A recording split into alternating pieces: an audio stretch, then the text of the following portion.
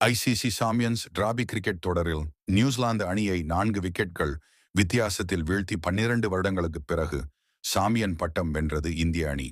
பேட்டிங்கை தொடங்கிய நியூசிலாந்து அணிக்கு will young, Rachin Ravindra ஜோடி சிறந்த தொடக்கம் கொடுத்தது. குல்தீப் யாதவ் ரச்சின் ரவீந்திராவை போல்டாக்கினார். 29 பந்துகளை எதிர்கொண்ட ரவீந்திரா ஒரு சிக்ஸர், 4 பவுண்டரிகளுடன் 37 ரன்கள் சேர்த்தார். தொடர்ந்து குல்தீப் யாதவ் தனது அடுத்த ஓவரில் கேன் வில்லியம்சனை வெளியேற்றினார். நிலைத்து நின்று விளையாடிய டேரில் மிட்சல் 91 பந்துகளில் ஒரு பவுண்டரியுடன் அரை சதம் கடந்தார். டேரில் மிட்சல் 101 பந்துகளில் 3 பவுண்டரிகளுடன் 63 ரன்கள் எடுத்த நிலையில் முகமது ஷமி பந்தில் ஆட்டமிழந்தார். மைக்கேல் பிரேஸ்வெல் 40 பந்துகளில் 2 சிக்சர்கள், 3 பவுண்டரிகளுடன் 53 ரன்கள். விளாஸ் 50 ஓவர்களின் முடிவில் நியூசிலாந்து அணி 7 விக்கெட்கள் இழப்புக்கு 251 ரன்கள் எடுத்தது. இந்திய அணி தரப்பில் வருண் சக்கரவர்த்தி, குல்தீப் யாதவ் ஆகியோர் தலா 2 விக்கெட்களை வீழ்த்தினர்.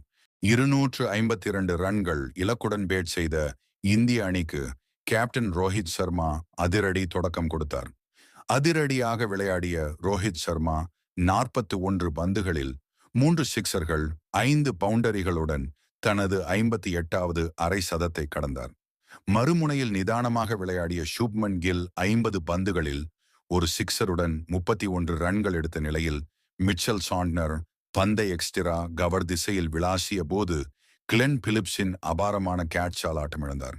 முதல் விக்கெட்டுக்கு சுப்மன் கில், ரோஹித் சர்மா ஜோடி 18.4 ஓவர்களில் 105 ரன்கள் சேர்த்தது. இதையடுத்து களமிறங்கிய விராட் கோலி ஒரு ரன் எடுத்த நிலையில் மைக்கேல் பிரேஸ்வெல் பந்தில் எல்பிடபிள்யூ ஆனார்.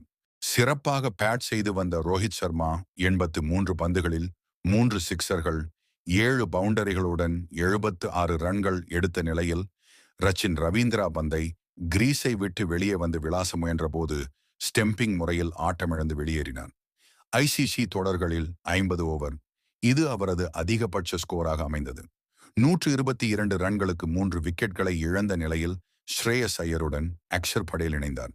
சீராக ரன்கள் சேர்த்த அவர் 48 பந்துகளில் 2 பவுண்டரிகள், 2 சிக்சர்களுடன் 48 ரன்கள் எடுத்த நிலையில் மிட்சல் சாண்ட்னர் பந்தில் ஷார்ட் ஃபைன் லெக் திசையில் ரச்சின் ரவீந்திராவிடம் பிடிகொடுத்து வெளியேறினார். அப்போது இந்திய அணியின் ஸ்கோர் 38.4 ஓவர்களில் 183 இருந்தது. 4வது விக்கெட்டுக்கு ஸ்ரேயஸ் ஐயர், அக்ஷர் படேல் ஜோடி 61 ரன்கள் சேர்த்தது. ஸ்ரேயஸ் ஐயர் ஆட்டமிழந்த போது அணியின் வெற்றிக்கு 68 பந்துகளில் 69 ரன்கள் தேவையாக இருந்தன. இதையடுத்து களமிறங்கிய ராகுல் விரைவாக ரன்கள் சேர்க்க முயன்றார். பிரேஸ்வெல் வீசிய 41.4வது ஓவரில் லாங் ஆன் திசையில் சிக்சர் விளாசினார். மறுமுனையில் நிதானமாக விளையாடி வந்த அக்ஷர் படேல் 40 பந்துகளில் ஒரு சிக்சர், ஒரு பவுண்டரியுடன் 29 ரன்கள் எடுத்த நிலையில் பிரேஸ்வெல் பந்தை லாங் ஆஃப் திசையில் தூக்கி அடித்த போது வில் ரூர்க்கிடம் கேட்ச் ஆனது.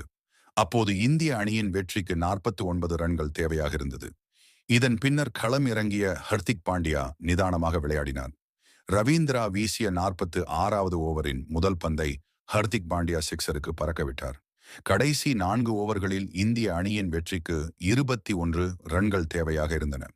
வில் ரூர்க் வீசிய 47வது ஓவரில் 9 ரன்கள் சேர்க்கப்பட்டன.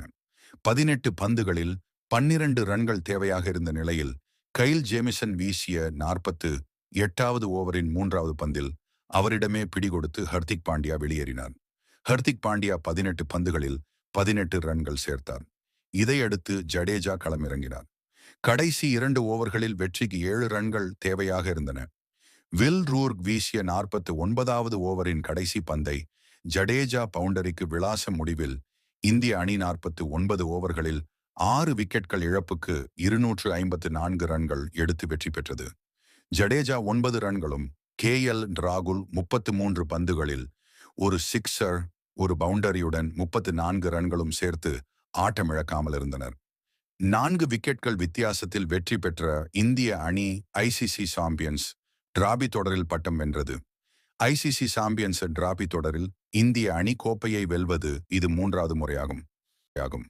இதற்கு முன்னர் 2002ஆம் ஆண்டு தொடரில் இலங்கையுடன் கோப்பையை பகிர்ந்து கொண்டது.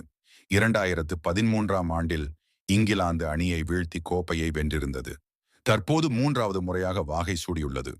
ஆட்ட நாயகனாக ரோஹித் சர்மாவும் தொடர் நாயகனாக ரச்சின் ரவீந்திராவும் தேர்வானார்கள். 2000ஆம் ஆண்டு கென்யாவில் நடைபெற்ற ஐசிசி சாம்பியன்ஸ் டிராபி தொடரில் இந்தியாவை 4 விக்கெட்கள் வித்தியாசத்தில் வீழ்த்தி நியூசிலாந்து அணி கோப்பையை வென்றிருந்தது. இந்த தோல்விக்கு 25 வருடங்களுக்கு பிறகு தற்போது பதிலடி கொடுத்துள்ளது. இந்திய அணி சாம்பியன் பட்டம் வென்ற இந்திய அணிக்கு ரூபாய் 18,50,50,000 பரிசுத் தொகை வழங்கப்பட்டது.